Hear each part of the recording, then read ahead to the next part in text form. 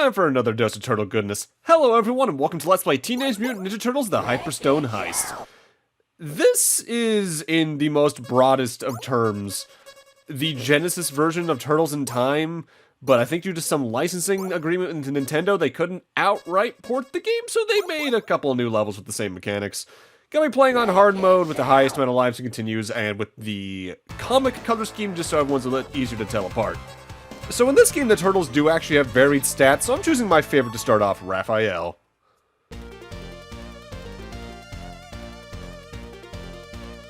This is April O'Neil, reporting...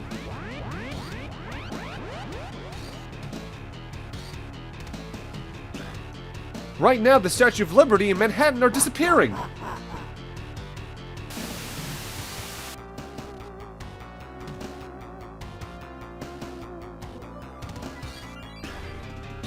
I have the treasured Hyperstone from Dimension X, and it's only a matter of time before I conquer the world. Turtles, I dare you to challenge me. Ha ha ha. Hey Shredder, what's going on? We won't let you get away with that. We'll find you with our high-energy detector. So it's at least a different story than Turtles in Time. It's not a time vortex, it's weird shrink ray stuff. Alright, so mechanically, Hyperstone Heist is about the same as Turtles in Time on the Super Nintendo, just with some minor tweaks. For one thing, the game overall moves faster, and Raph being the fastest turtle certainly helps with that. You got your general 1, 2, 3, 4 combo with every turtle. You got a couple different jump attacks, be it a jump kick by jumping and then pressing the attack button, a jump kick downwards by pressing attack at the peak of your jump, a little forward jump kick where you press attack at the bottom of your jump when you're about to land, I think? But the main thing you're going to be doing a lot is the throw, where you hit a foot soldier, get pretty close to the center of their hitbox, and then hit again, usually while holding in the direction of them, and you'll slam them back and forth a couple times. That's usually an instant kill on basically any foot soldier you use it on, but it also does heavy damage to any foot soldiers around you when you use it. It's the best way to fight. Hyperstone Heist is notably missing the Super Nintendo Turtles in Time throw, though, where you would throw a foot soldier towards a screen. Overall, probably for the better, as while that was an instant kill, it wasn't great for crowd control and was only really used because of the Super Nintendo exclusive boss fight. There is also notably differences between every turtle this time around. That's not just a special attack like it was in Turtles 3. Like Turtles in Time, the turtles are ranked on 3 stats, on a scale of 1 to 3. Those stats are speed, which I forget if it's just movement speed or attack speed or both, range, and strength.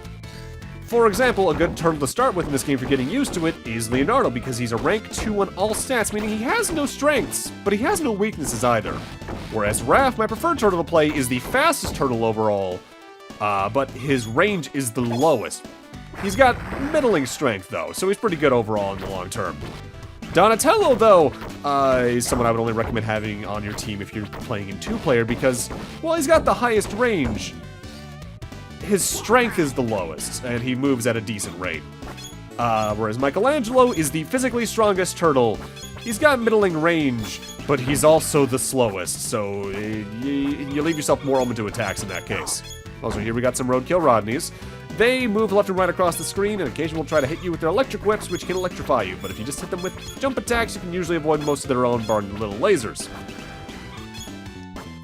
Hyperstone Heist, notably, also has much longer stages than Turtles in Time, but part of that is because there's also fewer stages. I want to say from memory there's like 8 or 9 stages in Turtles in Time. There are only 5 in Hyperstone Heist, so they tried to kind of equalize it out a little bit. It does make game overs a little bit punishing from memory, because game overs, I believe at least I think they send you, if not back to the start of the stage, they send you to the last, like, fade to black a stage had, so it can be bit of a backtrack at times. With that said, there are some hidden benefits to that, as if you're not liking your turtle and you don't want to start all over, game overs are the only way to swap. By and large, if you're playing this game on 2-player, the main thing you're going to notice is, I believe they increase the amount of foot soldiers that they throw at you at any point in time, and they tend to throw harder ones at you faster. With that said, like Turtles 3, every single foot soldier in the game has a different thing they do. The red ones are the pretty straightforward ones. Blue ones usually have swords. It's really just a swap of weapon. They don't really get that much harder than that, barring one particular variety of them that is very guard happy in either this or Turtles in Time. By and large, that first sewer screen down there will give you all the time you need to get used to actually playing the game, especially if you're used to Turtles in Time. Because not only is the game a little bit faster, enemies are notably more aggressive in Hyperstone Heist, so it's the harder game overall. With that said, with how many options you have for combat, even if there are some missing from Turtles in Time, it's overall still an easy enough game if you're used to beat-em-ups. I'd say the NES games are harder overall, even if you're playing on hard mode. Streets of Rage 2, for instance, is a harder beat-em-up on the Genesis overall, I find. If only because that game likes to throw more at you a lot more frequently, and the bosses are usually a lot harder to deal with overall. Helping that, though, this game gives you a decent amount of one-ups like Turtles 3 did, honestly, but it gives them to you at a bigger rate. Starting from your 100th kill, you get one, I think, every 200, so you get your next one at 300, then 5, then 7, blah, blah, blah. And well, usually max out around 1,000 kills if you just get through the game on one continue, so you'll get plenty of extra lives throughout. This game is a lot kinder with health pickups than Turtles 3 was, for instance. Sure, games like Streets of Rage are more kind than that overall, because usually general beat-ups like Streets of Rage or Final Fight will have destructible objects that have health in them. This game, they're only at set locations, but they also generally heal more. Like, it's always full health recoveries just about, instead of like, here's a small piece of turkey that only recovers about half your health. That's a car killing me. Ow! There is also notably one other thing to help you in combat, and that is the secondary pizza type that has a bomb on it that I think in Hyperstone Heist only shows up like 3 times. But when you pick one of those up, you just go buck wild spinning in a circle, taking out every enemy you touch. Try to save them when there's a few more enemies on screen than normal, but it's pretty powerful. Another combat thing you got going on, though, is you have a special attack by pressing the attack and jump button simultaneously.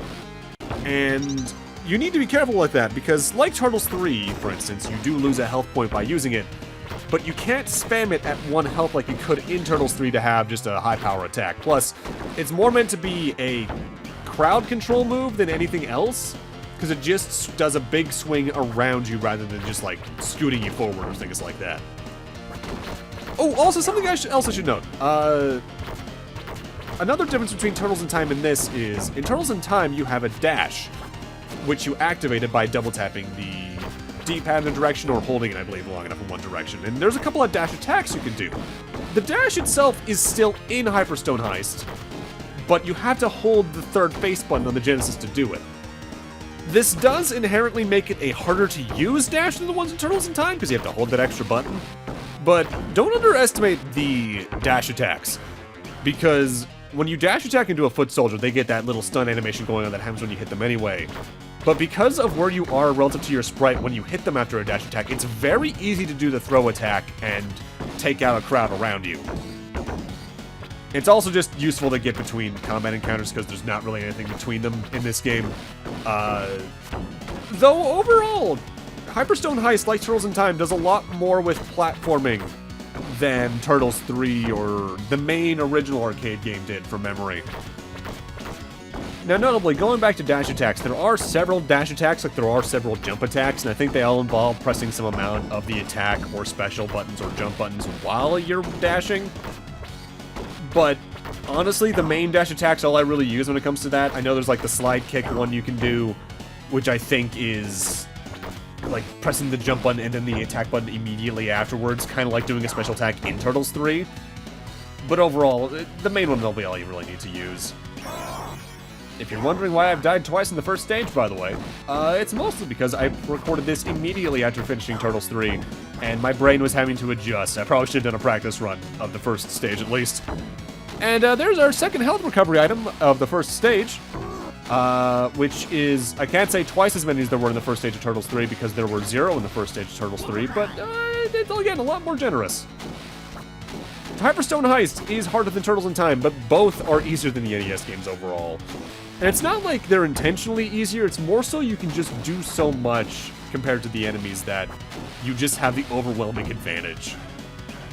As for my own history with Hyperstone Heist, I didn't find out about this game until I got on my super big early emulation binge after my brother gave me, I think it was like FCEU Ultra on a thumb drive with basically every NES game released on it. Because after that I started getting into like Kega Fusion and all that, and I saw this on the list and I was like, that sounds fun. then I really liked it. There were a lot of games I found through that binge, honestly. It's kind of ridiculous.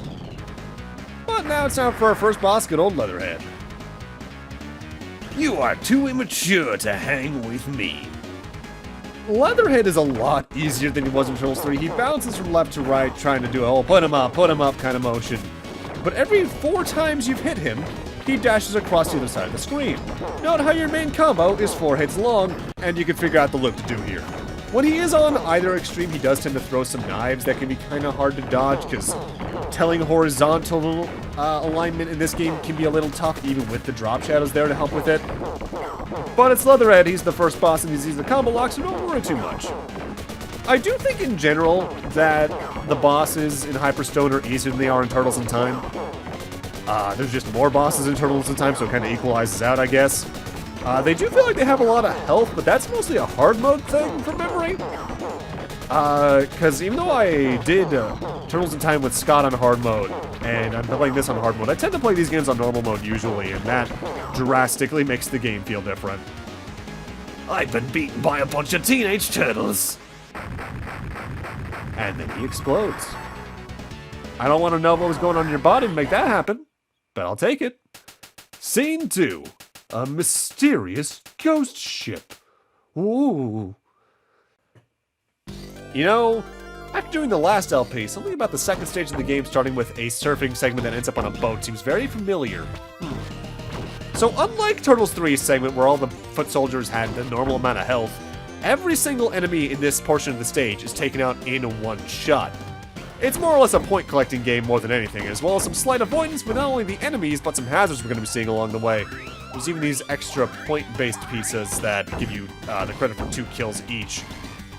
Which those are only really going to help you if you're super close to a 1-up, but I'd still go collect them. With that though, let's talk about the manual real quick, because it has a story section that goes in a bit more depth than the intro did, almost ridiculously so. It's 2 full Genesis manual pages. Shredder shrinks the Big Apple, far below the morning rush in New York City. 4 youths are watching their favorite news reporter, April O'Neil, on the television. Things are pretty comfortable for these boys in their well-furnished subterranean hideout. That is, well-furnished if you're a turtle. Okay. A mutant turtle. Teenaged, no less. Subtle. And a ninja. Wow. Okay, so you and I might not be comfortable, but these guys think this place is like Mondo to the max? Really? God, that's dated. April is reporting a story from nearby Ellis Island. Suddenly there's a bright flash from behind her. She doesn't seem noticed, but the television viewers sure do. Whoa, dude, did you see that? Michelangelo asks the others. Leonardo and Raphael stop their ninja practice and look at the screen. What? Did some jerk into crowd win the camera again? No, that is the crowd. Donatello asks from his workbench.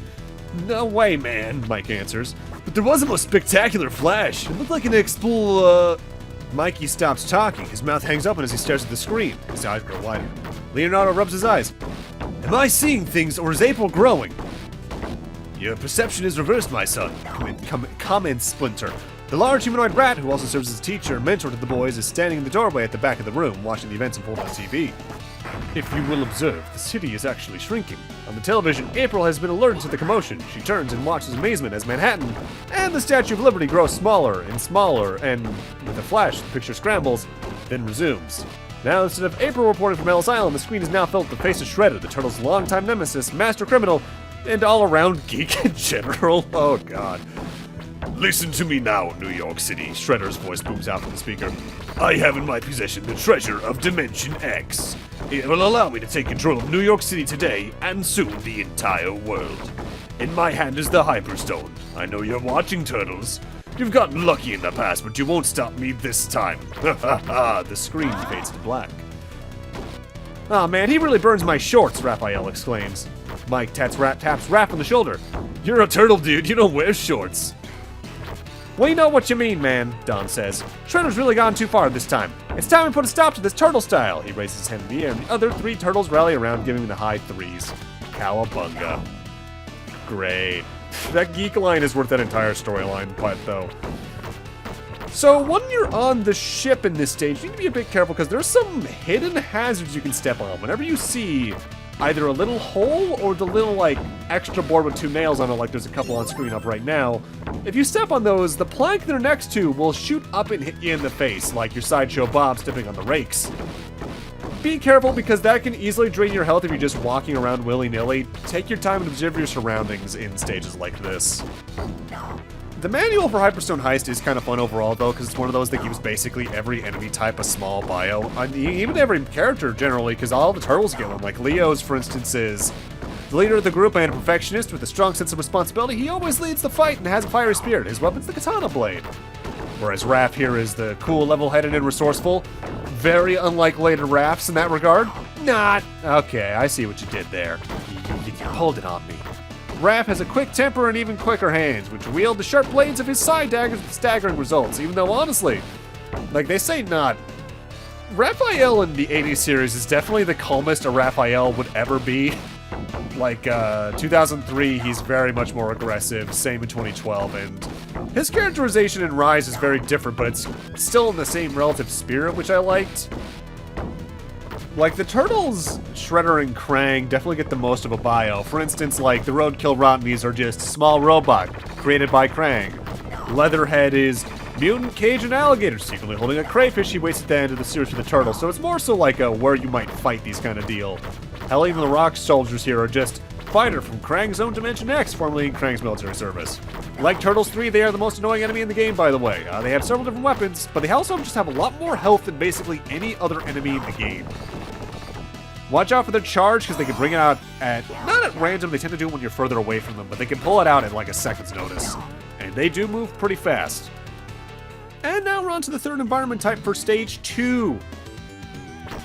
Overall, I think Stage 1 and 2 overstay their welcome the most, just because they're so early game levels with it this long. Stage 3 and 4 are honestly shorter stages overall from memory. It's really just the final stage that's a marathon, but you kind of expect that out of a final stage in general, beat 'em up or not. Like, there's no in-between when it comes to final stages in beat 'em ups. Either they're the shortest stage in the game because they're just like a small boss rush and the final boss, or they're literal marathons, and the Turtles games tend to go for the marathon type deal. Do I think one works better than another? Yeah, I do think overall for beat 'em ups, the final stage just being the final boss, or like a small gauntlet then the final boss, makes more sense than the long-ass marathon stage. The only game that gets kind of away with it, I feel, is Scott Pilgrim vs. the World, the movie, the game, but that's because that game's stages are weird to begin with, because they're more so broken up into chapters with sub-stages that makes revisiting the levels honestly pretty easy to do, because you can just go to your favorite section or skip an annoying one. But I think if you start at like the start of a stage of that, you'll go through it all, as long as you don't get a game over, which is nice. And trust me, it's very easy to get game overs in that game, because my god, going back to it, I forgot how much damage enemies do to start. You need to really grind in that, like they bring the River City hard in that. And for the structure of the game, it's a little weird in that regard, but well. And here we are, Stage 2 with another healing item. I think that's like our second one so far. Again, better than Turtles 3. Alright, but here we got the Tauntful-wielding foot soldiers. These are the equivalent to the pink foot soldiers from Turtles in Time. They will guard 90% of what you throw at them. The only thing that can really easily hit them is either the final hit in your combo, a slam move like that, or a dash attack. And you want to do that because they start later in the game throwing them in either full groups of 3 or 4 at you, or groups of 3 with a 4th unrelated variety of foot soldier that you're meant to use as a weapon against them. So in groups, they can be really hard to take care of. I think they're easier than the pink foot soldiers from Turtles in Time because they will literally guard everything that's not, I think, a super attack and the variety of throw where you throw them at the screen. In fact, I'm partially convinced that that entire enemy type in Turtles in Time is there just for the hard mode version of the Shredder fight, about halfway through that. You know, if there's anything I could say I do like about the Rock Soldiers, at least in the 16-bit era, you can at least hear them coming, because that charge is very loud. Thankfully, we're almost at the boss fight for this stage, and you won't need to worry about much of a strategy for it, because the strategy that worked on Leatherhead is probably going to work on him as well. Mind you, I guess at the end of the day, beat-em-ups usually only do have like 1 or 2 strategies at most. It's either super aggressive or super defensive play. It kind of depends on the mechanics they got going on overall. But what makes it a little easy as well, there's a health restore right there. it's good old Rocksteady. You look delicious. I'm hungry for some turtle soup. Isn't that Shredder's line in the original show? So, Rocksteady, being a rhino, likes to charge all the way across the screen. He homes in on you, though, with the charge he does after every 4th hit. But he'll only home in on you to a certain extent, so either you can jump over him by leading him away, or you can just get, like, directly below him and he won't be able to actually move into you. He does have a machine gun he can fire horizontally and diagonally, just like his fight in Turtles 3. But overall, the biggest move you have to fear if you're going super aggressive is his little combo escape kick he can do every now and then. But as you can see, you can probably attack faster than him if you're using certain turtles, so you can just avoid that attack overall. He's an easy boss fight. Again, the bosses in Hyperstone Heist are the easiest part of some of their stages in most cases. There's only really 2 bosses in the game I'd say are a challenge, and that's the boss of Stage 3 and the second to last boss of Stage 5. Also, I love how the music sounds in the game overall. It's by and large the same soundtrack as Turtles in Time, but it just goes at a faster tempo, and it really works for it, I feel, and especially the boss theme's case. Remember, when I see you next time, I'll beat you. Okay, sure. But with that, I'm going to need to end this off here. Thank you guys for watching, and in part 2, we're going to go do Stage 3 and 4. See you guys then.